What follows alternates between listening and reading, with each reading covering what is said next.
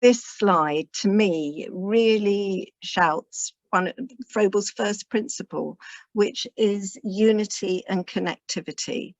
These children feel at one with this environment. They are happy and linked into it. They are absorbed, they are watchful, they are together, they're building relationships. They're in harmony with nature. And I think, you know, it is something that perhaps in our busy and urban lives, we have lost a lot of this. But these children are quite content, quite happy, and it's slowing down time for them.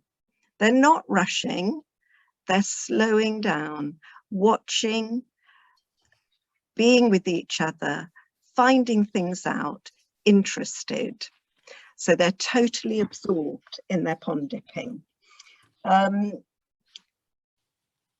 said everything is about relationships. That was another of his principles, relationships. It's relationship with self, how we understand and know ourselves, relationship with others around us, how we respond and interact, and relationship with our home, which is our planet, how we are interconnected and relate to that. And I feel that this is a very powerful slide. So, but I wonder, the question I'm posing for you is, what else do you think is going on here?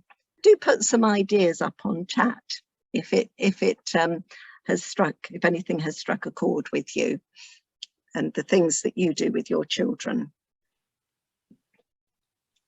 Oh, got to move on to the next one and it won't.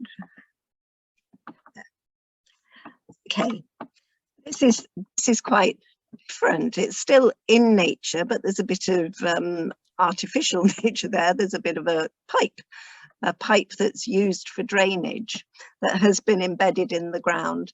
And these children are using their whole bodies to find out about it. Whole body learning, active learning. This is another principle of Froebel, that children need to feel the world through their whole bodies.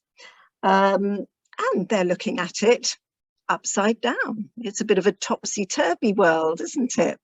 And I don't know if you can see, but they're looking at their friend who's inside the tunnel the right way up. So again, it's a little challenge. It's a little bit of fun, this upside down world. Froebel really believed in children experiencing everything with their whole bodies. He believed that we should understand the whole before we break it down into parts. So whole body experiences are very important. Clambering, pushing, climbing. Now, Froebel lived a long time ago. He didn't know about the neurosensory development that we have now. You know, we know that this sort of activity for children is really, really good for their vestibular. They're upside down. It's helping their vestibular form with spinning and twirling and going upside down. Also, clambering on this pipe is really good for their proprioceptive sense. So their place in the world, understanding where their bodies are in the world. So Froebel didn't know about those things, but he was a scientist. He was a crystallographer and a forester and a mathematician. And one thing that scientists are very good at is observation. And he closely observed children. And I think he analysed his observations, building on his knowledge, and actually knew intrinsically things that we're only just finding out today. He said here, there's a nice quote here, simple playthings that allow children to experience, to act and represent. I can't see the rest of it and I've gone on to the next, I've lost my little thing, gone on to the next slide. Let me just go back. To feel, experience, to act and represent. And to think and recognize. I mean, Froebel was very, very clear that the educator's role is to facilitate children to think for themselves. He said that if as an educator you're not getting children to think, then actually you're not being an educator. So thinking is really important. Okay, so I've put here, what do you think these children are feeling and experiencing from your own experience in your own nurseries and own settings? What do you think? Are these the sort of things your children do and like to do? Okay. So this one, children absolutely love looking for things. They can see tiny, tiny little insects. They love putting them in magnifiers and really exploring how many legs have they got? Do they have wings? Have they got hard backs? Do they have a mummy? Do they have a daddy? You know, do they go to nursery? They would relate to their own experiences and put those experiences on to the things they find. But they absolutely love looking for things and asking questions. They question and question all the time. And I think it's something we need to reflect on as adults who are working with children. How do we respond to those questions? You know, do we give them the answer, or do we say, I wonder, let's find out together? Or what do you think? You know, putting the onus back on the child, because again, Froebel said that if a child finds out half of what he wants to know on his own, then he will remember it forever. And it is much better than being told by an adult. So it is about getting children to explore and to think. This picture always reminds me of when I was in nursery and I was out with a little girl on a lovely May day, and it just began to mizzle with rain, and we watched all the snails come out and make snail trails, and then it started to rain harder.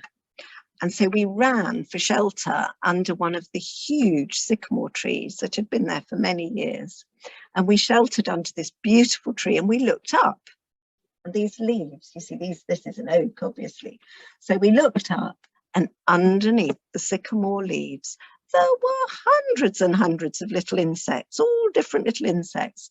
And we looked at each other, and Jasmine, the little girl, said, they're like us, they're hiding from the rain. Do you think they're at nursery? So again, you know, she was observing what insects do in the natural world and relating it to her own experience. That interconnectivity, it's so important that children see themselves as part of this world and not at the pinnacle of humanity in this world, but of living things, but actually as a participant amongst millions of other living things that we share this world with, and that we all rely and are connected to each other. So again, this is a very you know, close observation. These children, you can tell they are very, very much involved. They are learning in nature. And Froebel believed very much that everything could be learnt in nature. And it's not about learning about nature, it's about being there, being part of it, learning in nature. Okay, so what questions do you think you might like to put on chat? Do you think these young children could be asking? What are they interested in? And again, how would you answer as an adult? I think we need to reflect on how we respond to children in the outdoors, and also how we are in the outdoors, because again, it's really important that we value and show the children that we value what they're interested in. And if we don't, or if we are a bit worried about spiders or creepy crawlies or wasps, then we need to think about how we can counter that, because it's important that children feel what they're interested in is valued by the adult. Again, Froebel said, I can't quote him word for word, but he said something like, you know, a child who walks with an adult who's not interested in nature will learn nothing in nature. And that is so true. So we really, really need to be engaged and interested ourselves. Okay, this is another one about nature. And this little girl is really interested, isn't she? And she's been given the tools to be interested. She's been given a magnifier so she can do close observation. She can really question, you know, what has this flower got? Does it have arms and legs like me, or does it have petals? What are petals? How do petals work? Do they move? Can they hold things? You know, she'll be asking questions that are related to how she works, and she wants to know if the flower works in the same way. And the adult role here is to provide the tools to help her to see what is happening. And Froebel believed very much in observation, children observing, but also in adults observing children, and really standing back and watching. He said adults need to be externally passive but internally active. That means that we don't jump in and take over. We don't say, oh, that's a cornflower. You know, we don't give them the answer. We don't tell them things. We watch, we listen, we wait, and then we respond, knowing the child that we've got with us, knowing our children, knowing how to respond to them. So the internally active bit is doing lots of thinking, lots of reflecting, and not jumping in and interfering. Like Julia Fisher says, you need to interact, not interfere, her book. Okay, so again, I think this little girl, you know, she's learning a lot. She's learning a lot about the world around her, the plants that grow, the other living things. And I went for a week. I was very, very lucky to have a week in Scandinavia. I went to Denmark and Sweden. And they talk over there about children becoming ecologically literate. You know, we talk about emotional literacy over here, but over there, they talk a lot about ecological literacy. And I think this little girl is building up her ecological literacy. When I was over there, we spent a day in the forest and we had to collect our food. And I was given the task of finding things to drink in the forest.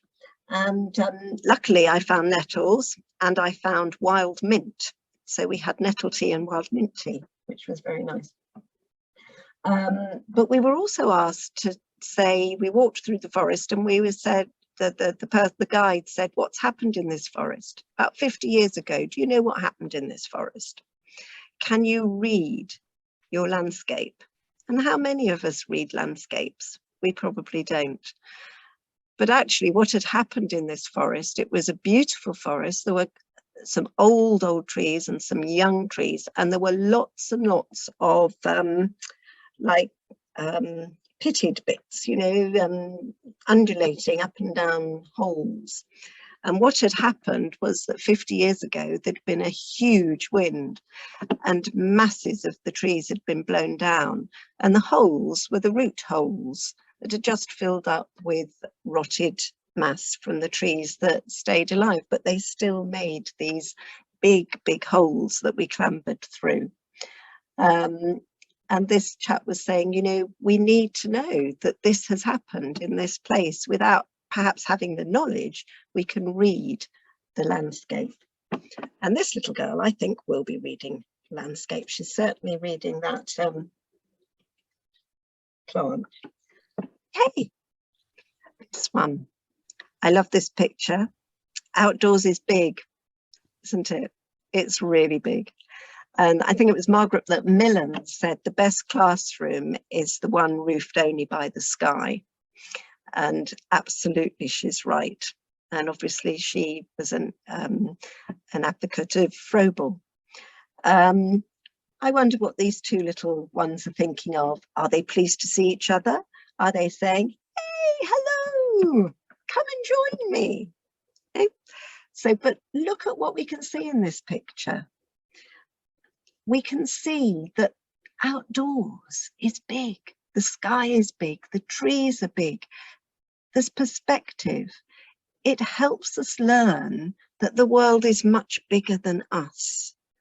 You know, we're just a small part of it, and quite an insignificant part.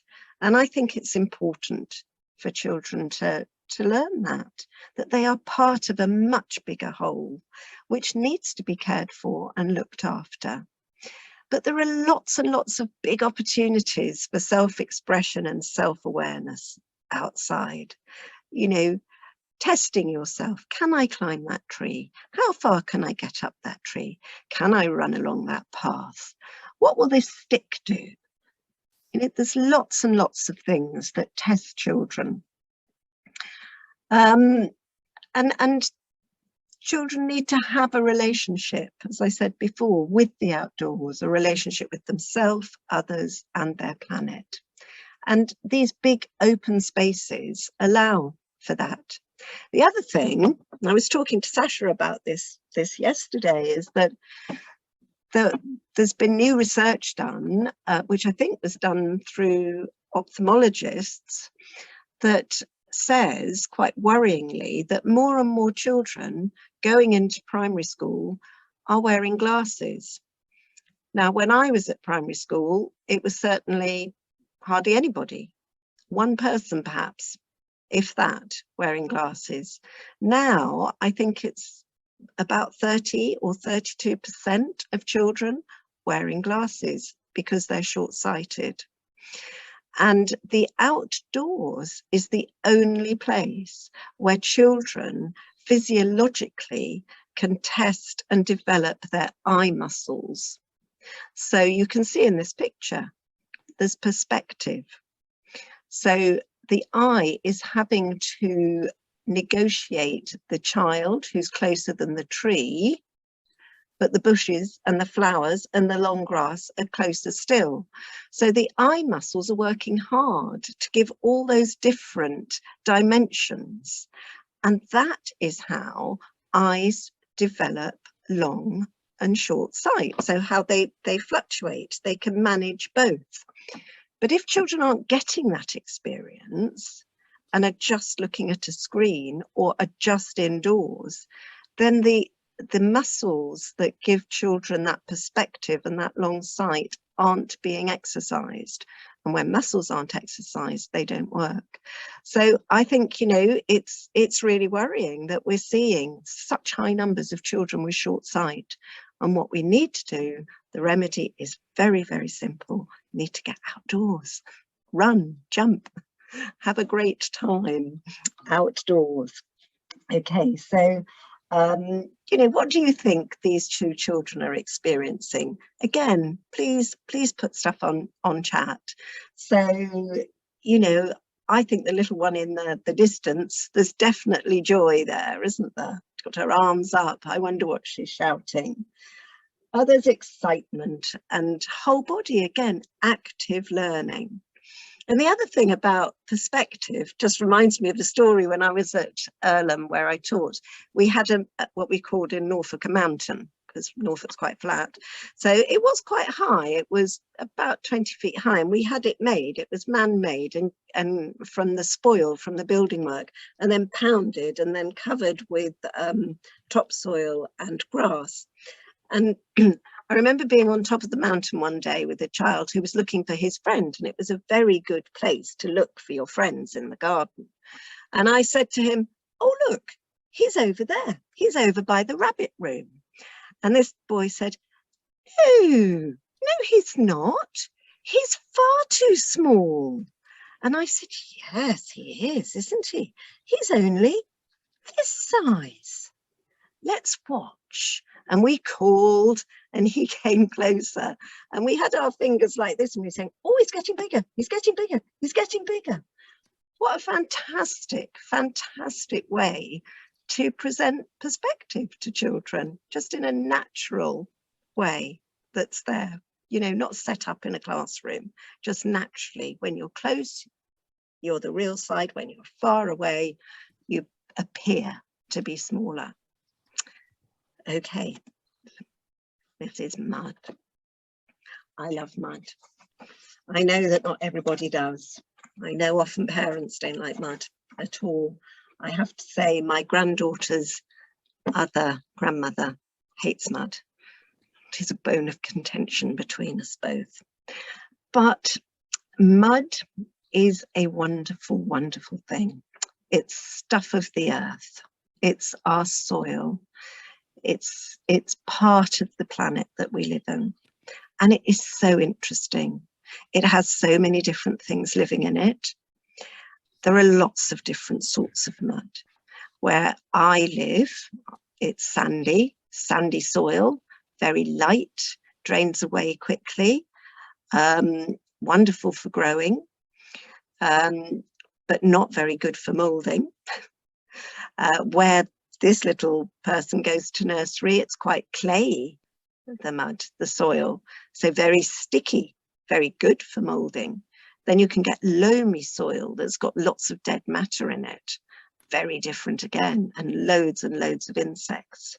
So children love mud if they're given that opportunity.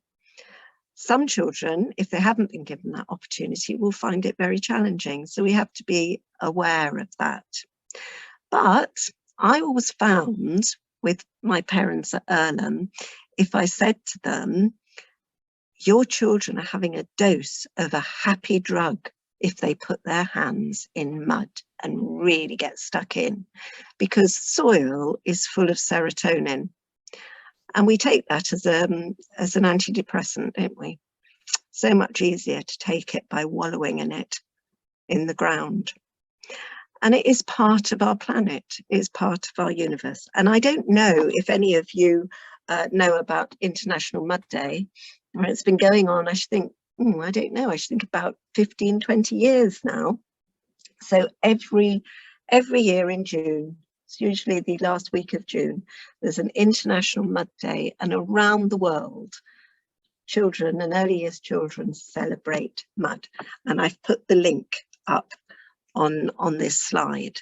So do you allow children to play with mud? What are your mud experiences? You know, it's a very heartwarming, wonderful soil. I'm a gardener, so I appreciate and love soil at the best of times.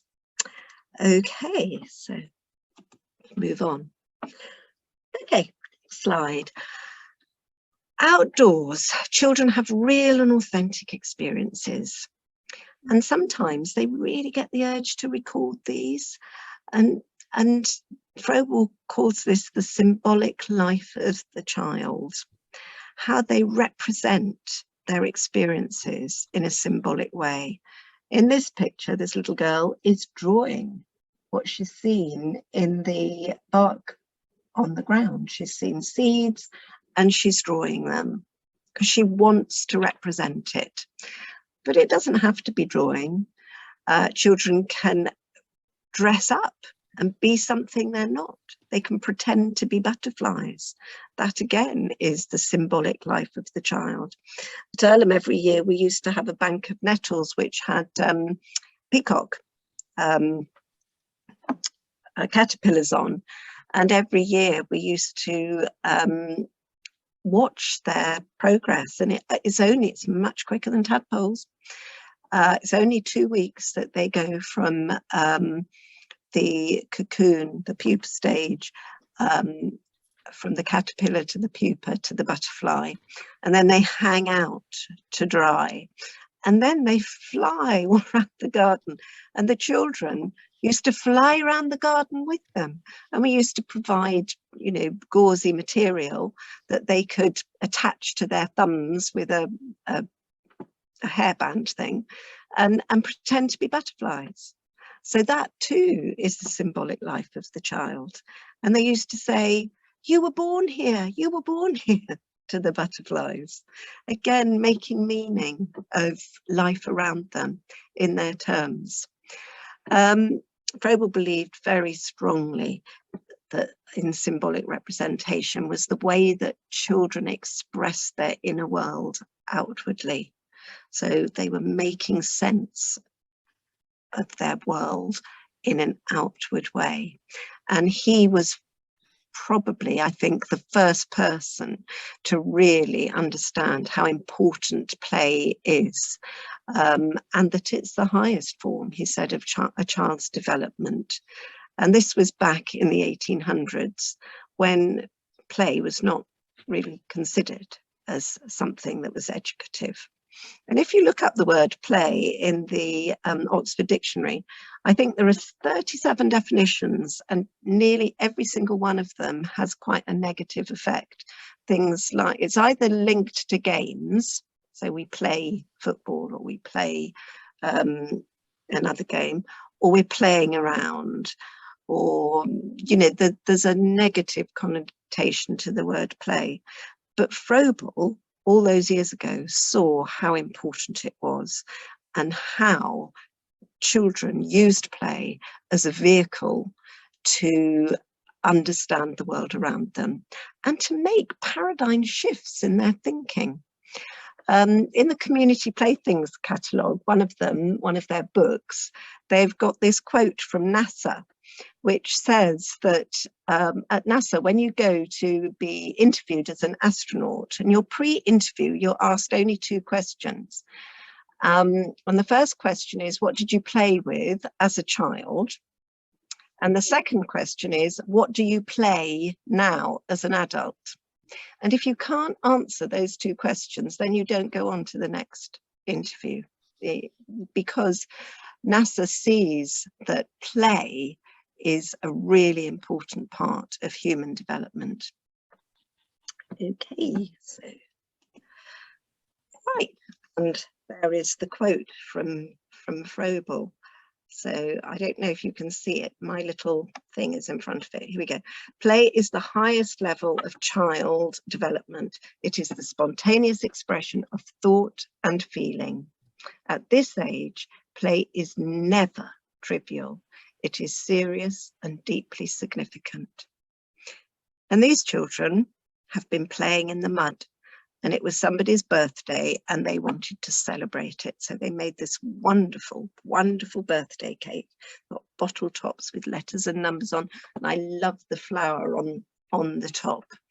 They could use so many different resources. They could use resources that they found in the outdoors, in the natural environment. I don't think that you would get this level of creativity indoors. Perhaps you think you would. Would there be this level of choice?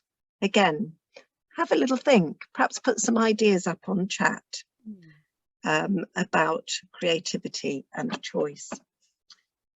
Okay, so this is play. I've only got a few more slides. Okay, I've put this slide in because I'm a weaver. And I love weaving, and I think weaving is wonderful to be done outdoors. It can be done on a really large scale. It can be linked again to whole body experiences. It's cross-cultural. Every country, every culture in the world will weave and have experience of weaving and weaving cloth. You can weave through the trees. You can weave with singing, like singing the song In and Out the Dusty Bluebells, doing a maypole. It's all weaving in whole body experiences. And children love it. They get very involved in it. If you have a fence around your setting, weave into the fence, make it look stunning. You can weave natural materials. You can weave anything. You can use trees. You can, as a loom. You can decorate and weave trees where they have a V formation on the branches. Use that as a loom. So again, another question. What messages do you think an experience like weaving gives children? Have a little think about that. This slide is wonderful, isn't it? And this quote from Froebel: "The child who has cared for another living thing is more easily led to care for his own life." Very powerful thought.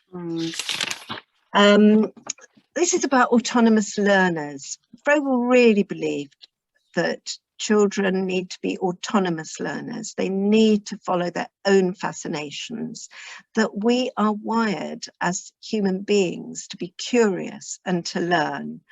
And unfortunately, our education system beats that out of us. But we really, really intrinsically learn through the environment we were born into. And if you think that thousands and thousands and thousands of years ago, when Homo sapiens first appeared in the world, we didn't have houses, we didn't have clothes, we didn't have pots and pans, we didn't have technology of any sort. And yet we survived because we understood the world. And we were intrinsically part of it. And now we see ourselves as separate from it. And because of that, the world is changing and we are killing it. Now, I'm not suggesting you should say that to children. What I'm suggesting is that you reignite that emotion with children, that they are an intrinsic part of this world. Not only will they then want to care for other living things, their self, they'll want to care for their planet as well. And that is really a powerful message that we need to give children. This little boy realized that this little bee had run out of power before he'd got back to the hive. He knew he needed some energy. He needed some fuel. So there was a sugar syrup. Sugar syrup was put on a spoon and he watched the little bee fuel himself up again and fly off. So he knows how he can support and help other living things in the world. So the question here is, how might this awareness of being part of a greater whole help children's well-being, but also help them understand that they're an intrinsic part of this planet? And this is the exuberant picture. Froebel believed that it was really important that children navigate challenge in life. He said to parents, if a child wants to clamber over a log or climb a tree, don't say, be careful, come down, you'll hurt yourself. Say, what does the world look like up there? You know, give them that opportunity. Children, in most cases, if children have experienced risk and challenge from an early age, they know how to assess it.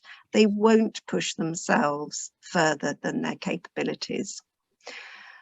I won't say that's a generalization, because some children don't have that experience and some children have different challenges in life. But very often we stop children and we cut off their learning before they even start. So we really need to be able to support children to be more adventurous. And I have to say, you know, early years is often a very female profession, isn't it?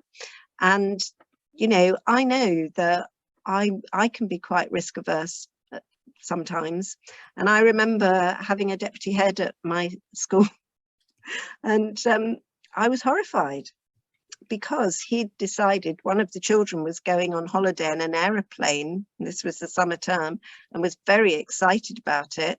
So he decided to set up an agent, you know, a holiday agency thing. And this was years ago. So he got the BBC computer out, BBC B computer, so they could make tickets. He then discussed about how they were going to travel. So some wanted to go by plane, some wanted to go by boat, and somebody wanted to go by train. So he made a train with all the bikes linked together with ropes. And then they made boats with boxes. And they made the floor blue with material. And then to my horror, he used this thing called Big Builder with the children, and they made an aeroplane which he strung up on a pulley system, and they actually flew from outside the classroom door to the nearest tree, which was about 30 foot. And they loved him. Nobody was hurt, and it was a real experience. But I know that I would never have done that as a female teacher. So, you know, sometimes we have to really think about what we do and how we stop children's learning because of our own limitations. So I've put here, what sort of boundaries do we put on children that stem from our own fear of risk? How could we mitigate these fears? Okay, so this is my last slide. You'll be delighted to know.